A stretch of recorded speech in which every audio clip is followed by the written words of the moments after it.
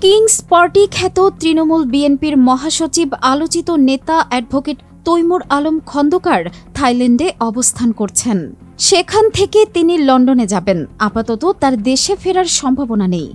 ৫ August ছাত্র জনতার বিপ্লব পরবর্তী মামলা হয় তৈমুর আলমের নামে। ২ দিন ধরে সামাজিক মাধ্যমে থাইল্যান্ডের একটি রেস্টুরেন্টে বসে আছেন এমন একটি ছবি ভাইরাল হয় তৈমুর আলমের। সঙ্গে তার স্ত্রী ফারজানা হালিমাকেও দেখা গেছে।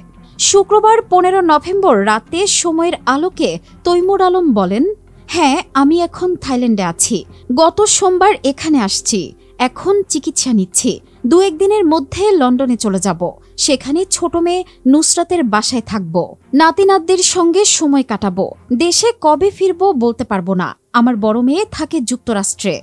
তিনি বলেন, আমার নামে খালেদা জিয়ার ২০১৮ সালে গাড়ি পোড়ানোর মামলা হয়েছে। তখন আমি বিএনপি চেয়ারপারসনের উপদেষ্টা ও নারায়ণগঞ্জ জেলার সভাপতি।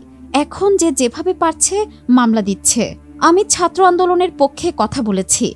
হেলিকপ্টার থেকে গুলি ছোড়া বন্ধে হাইকোর্টে রিট করেছি। এক প্রশ্নের জবাবে তিনি বলেন, কেন আমি পালিয়ে যাব? আমি তো নৌকাযোগে আসিনি। এয়ারপোর্ট হয়ে বিদেশ এসেছি। আমি একাধিকবার জেল খেটেছি। জেলকে পরোয়া করি না। দ্বাদশ সংসদ নির্বাচনের ঠিক আগ মুহূর্তে বিএনপির সাবেক ভাইস চেয়ারম্যান নাজমুল হুদার প্রতিষ্ঠিত তৃণমূল বিএনপিতে ২০২৩ সালের ১৯ সেপ্টেম্বর যোগ দেন বিএনপির সাবেক ভাইস চেয়ারম্যান শমশের মবিন চৌধুরী ও চেয়ারপারসনের উপদেষ্টা অ্যাডভোকেট তৈমুর আলম খন্দকার।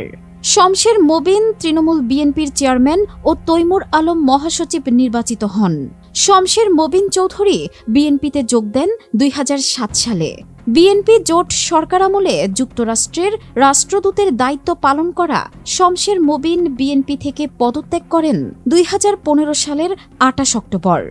৩ বছর পর যোগ দেন বিকল্পধারা বাংলাদেশে। গত সংসদ নির্বাচনে সিলেট ৬ আসন থেকে তৃণমূল বিএনপির শমশের মবিন চৌধুরী অংশ নিয়ে জামানত হারিয়েছেন। সম্প্রতি তিনিও গ্রেফতার হয়েছেন।